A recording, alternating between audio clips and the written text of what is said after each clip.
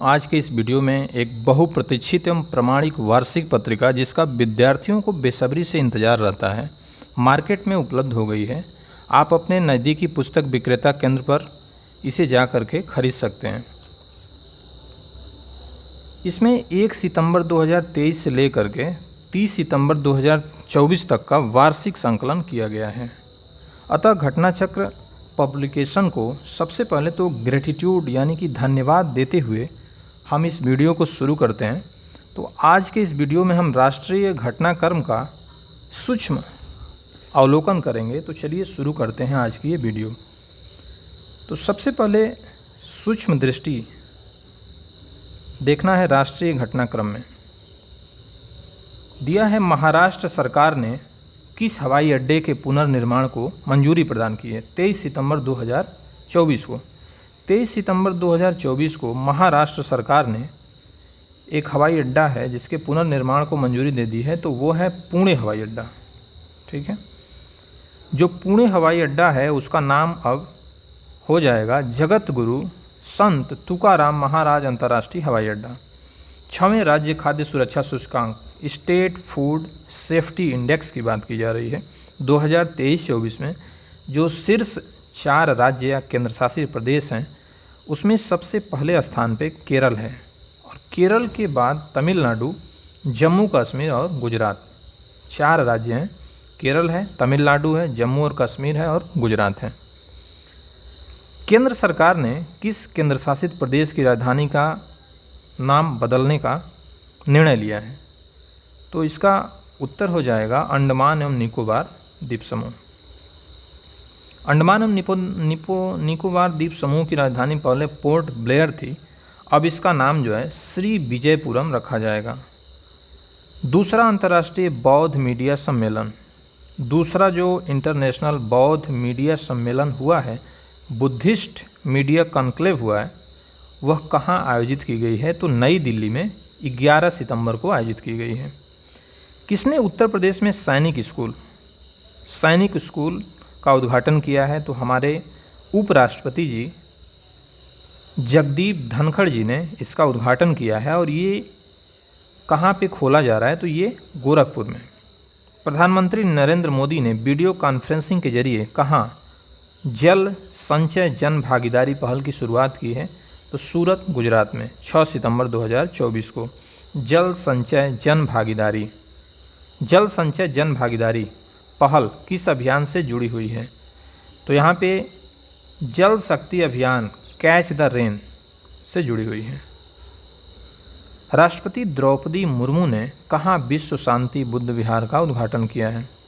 विश्व शांति बुद्ध विहार का उद्घाटन उदगीर लातूर जिला जो कि महाराष्ट्र में पड़ता है वहाँ पे किया गया है राष्ट्रपति द्रौपदी मुर्मू जी के द्वारा। उत्तर प्रदेश सरकार ने किस विश्वविद्यालय के मुख्य भवन में वैदिक 3D संग्रहालय बनाने की मंजूरी दी है।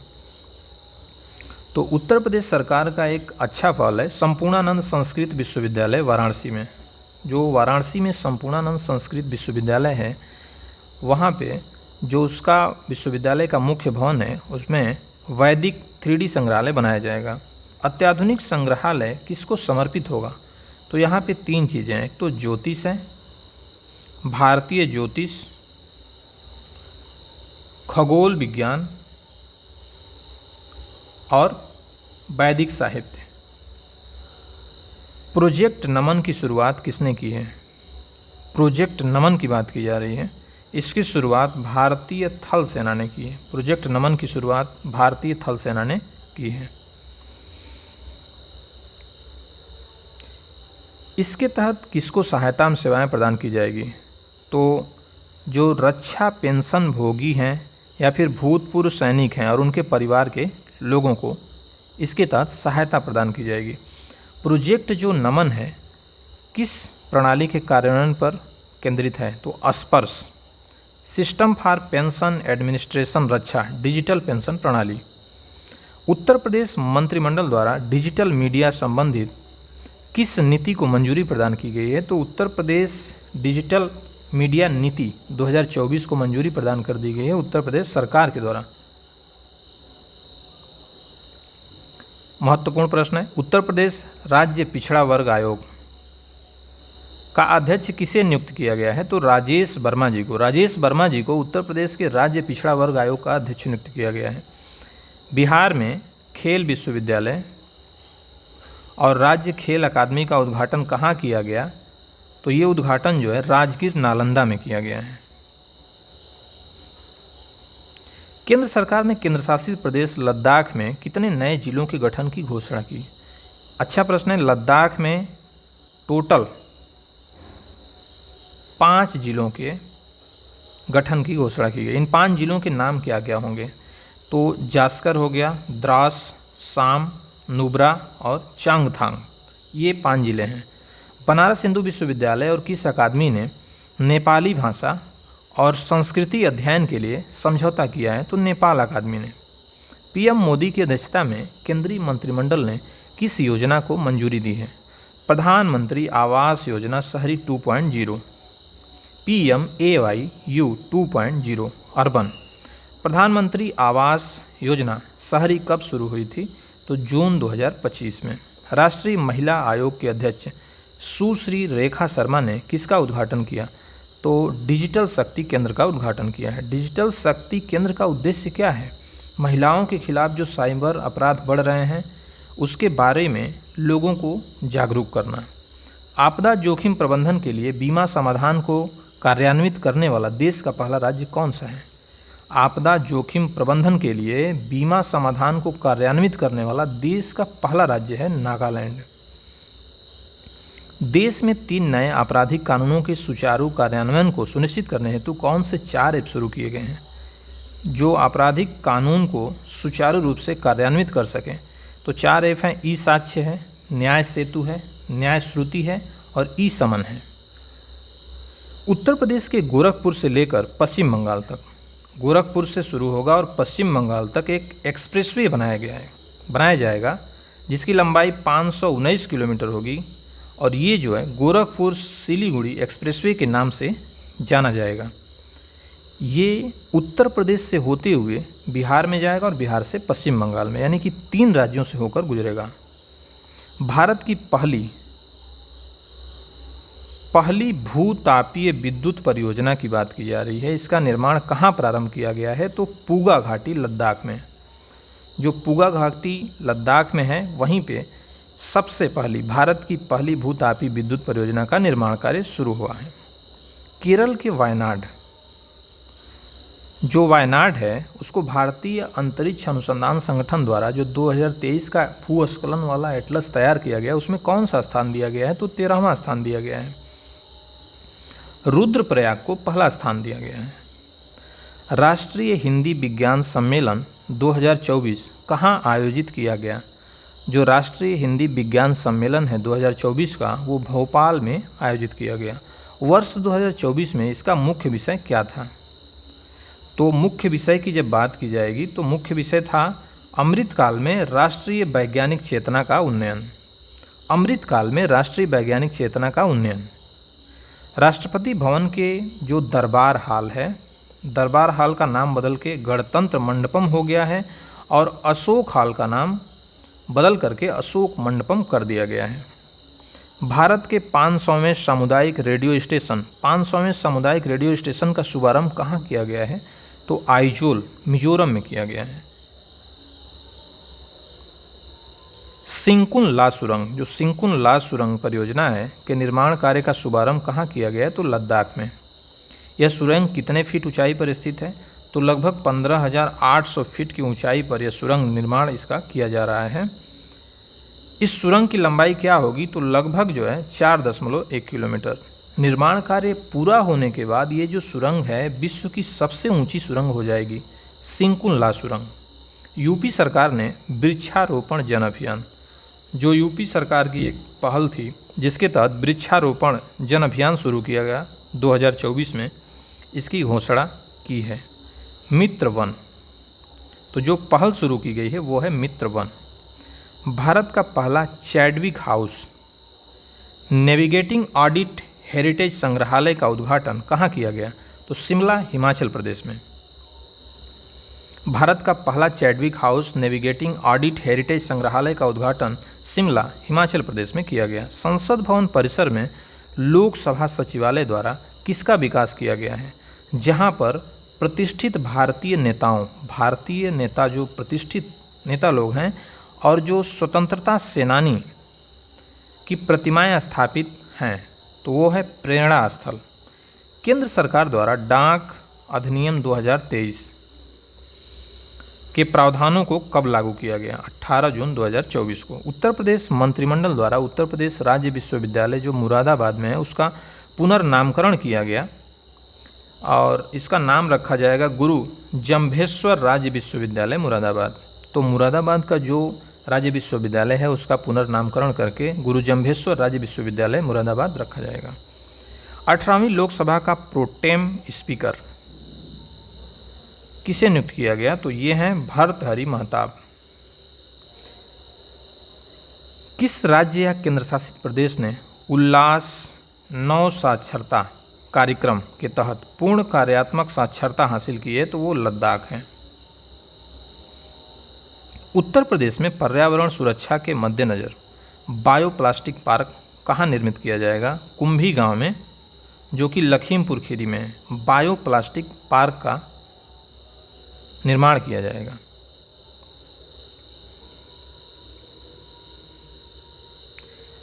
विश्व का पहला ओम आकार का मंदिर बना है।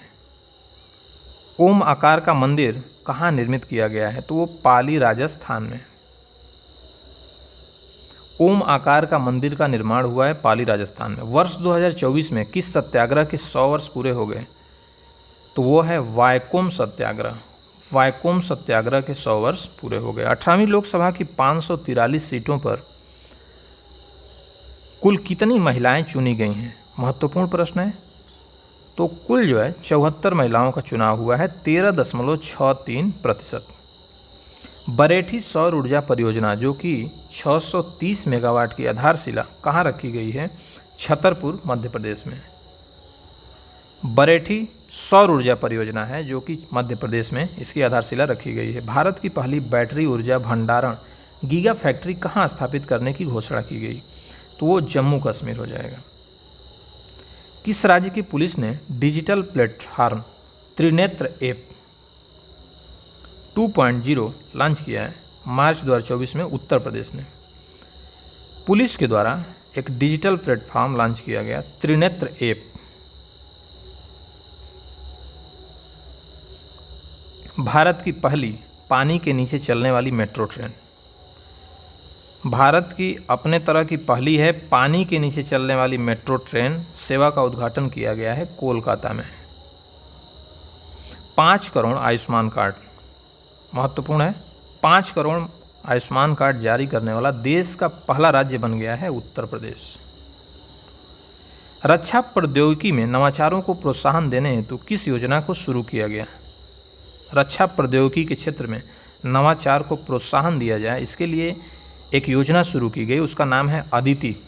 अदिति योजना की शुरुआत की गई है रक्षा प्रौद्योगिकी में नवाचार को प्रोत्साहन देने के लिए। पहले राष्ट्रीय डॉल्फिन अनुसंधान केंद्र, डॉल्फिन अनुसंधान केंद्र जो है का उद्घाटन कहाँ किया गया है? तो बिहार में किया गया है। किस राज्य की सरकार ने ग्रीन हाइड्रोजन नीति 2024 को मंजूरी दे दी है? उत्तर प्रदेश की सरकार ने ग्रीन हाइड्रोजन नीति को मंजूरी दे दी है। 18वां डिजिटल शिखर सम्मेलन, महत्वपूर्ण है, जो 18वां डिजिटल शिखर सम्मेलन 2024 आयोजित किया गया वो कहाँ किया गया? तो मुंबई में किया गया। प्रधानमंत्री नरेंद्र मोदी ने उत्तर प्रदेश के किस जिले में एम्स का उद्घाटन किया है? एम्स बनाया जा रहा है उत्तर प्रदेश के रायबरेली जिले में। विश्व की पहली विक्रमादित्य वैदिक घड़ी कहाँ स्थापित की गई है? तो उज्जैन, मध्य प्रदेश में। विश्व की अपने तरह की पहली है विक्रमादित्य वैदिक घड़ी स्थापित की गई है उज्जैन, मध्य प्रदेश में। देश की सबसे लंबे केबल आधारित पुल सुदर्शन सेतु का उद्घाटन प्रधानमंत्री नरेंद्र मोदी ने कहाँ पर किया है? तो गुजरात में किया है। 9वें रायसीना डायलॉग, जो 9वां रायसीना डायलॉग 2024 है, उसका आयोजन कहाँ किया गया? तो नई दिल्ली में किया गया है। इस डायलॉग का थीम क्या था? चतुरंग, संघर्ष प्रतियोगिता, सहयोग और निर्माण। ये इसका थीम था, संघर्ष, प्रतियोगिता, सहयोग और निर्माण। शिक्षा मंत्रालय ने एक राष्ट्र एक छात्र आईडी के उद्देश्य के साथ कौन सी पहल शुरू की है? महत्वपूर्ण प्रश्न है। अपार पहल शुरू की गई है शिक्षा मंत्रालय के द्वारा, और इसके तहत एक राष्ट्र के लिए, एक छात्र के लिए एक आईडी होगी। Automated permanent academic account registry, automated permanent academic account registry. देश के पहले कौशल भारत केंद्र, स्किल इंडिया सेंटर, कौशल भारत केंद्र यानी स्किल इंडिया सेंटर का उद्घाटन कहाँ किया गया? संबलपुर, उड़ीसा में। स्टीम, विज्ञान, प्रौद्योगिकी, इंजीनियरिंग, गणित और चिकित्सा में भारतीय महिलाओं और लड़कियों का प्रतिनिधित्व करने हेतु कौन सा पोर्टल लॉन्च किया गया? तो इस पोर्टल का नाम है स्वाति। स्वाति पोर्टल किससे संबंधित है? तो ये भारतीय महिलाओं और लड़कियों का प्रतिनिधित्व करेगा विज्ञान के क्षेत्र में, प्रौद्योगिकी के क्षेत्र में, इंजीनियरिंग और गणित के क्षेत्र में।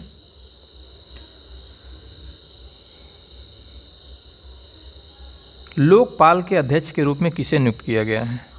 महत्वपूर्ण प्रश्न है। लोकपाल के अध्यक्ष के रूप में किसे नियुक्त किया गया है? तो अजय माणिकराव खानविलकर को, अजय माणिकराव खानविलकर को लोकपाल के अध्यक्ष के रूप में नियुक्त किया गया है। प्रधानमंत्री नरेंद्र मोदी ने उत्तर प्रदेश में किस मंदिर का शिलान्यास किया?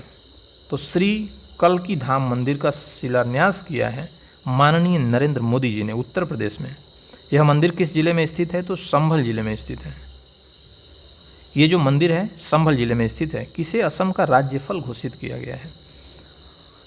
अच्छा प्रश्न है। असम का राज्यफल घोषित किया गया है काजी नीमू को। काजी नीमू को असम का राज्यफल घोषित किया गया है। 75वें गणतंत्रता दिवस के दो विषय, एक विषय था विकसित भारत और दूसरा विषय था भारत लोकतंत्र की मातृका। 75वें गणतंत्रता दिवस समारोह के मुख्य अतिथि कौन थे? तो फ्रांस के राष्ट्रपति थे इमैनुअल मैक्रोन। इमैनुअल मैक्रोन जो है 75वें गणतंत्रता दिवस समारोह के मुख्य अतिथि थे। 75वें गणतंत्रता दिवस परेड के लिए सर्वश्रेष्ठ झांकी का अवार्ड, महत्वपूर्ण प्रश्न है। सर्वश्रेष्ठ झांकी का अवार्ड किसे मिला है 75वें गणतंत्रता दिवस परेड पर? तो ये जो झांकी है वो उड़ीसा की है। उड़ीसा की झांकी की थीम क्या थी? तो थीम थी विकसित भारत में महिला सशक्तिकरण। विकसित भारत में महिला सशक्तिकरण की थीम थी इस उड़ीसा राज्य की झांकी की, जिसको 75वें गणतंत्रता दिवस परेड में सर्वश्रेष्ठ झांकी का अवार्ड मिला है। राज्य startup ranking 2022, state startup ranking में 1 करोड़ से अधिक जनसंख्या वाले राज्यों में सर्वश्रेष्ठ प्रदर्शन जो है वो गुजरात का रहा है। उसके बाद कर्नाटक है, फिर केरल एवं तमिलनाडु है। अगर श्रेणी ए के राज्यों की बात की जाए तो वहाँ पे आंध्र प्रदेश है, असम है, मध्य प्रदेश है, उत्तर प्रदेश और उत्तराखंड है। वाइब्रेंट गुजरात वैश्विक शिखर सम्मेलन 2024 का आयोजन 10 से 12 जनवरी 2024 के बीच में किया गया है, और ये 2024 में जो ये शिखर सम्मेलन मनाया गया है ये इसका 10वां संस्करण था। तो इस तरह से ये समाप्त हो गया। पूरा वीडियो देखने के लिए बहुत बहुत धन्यवाद।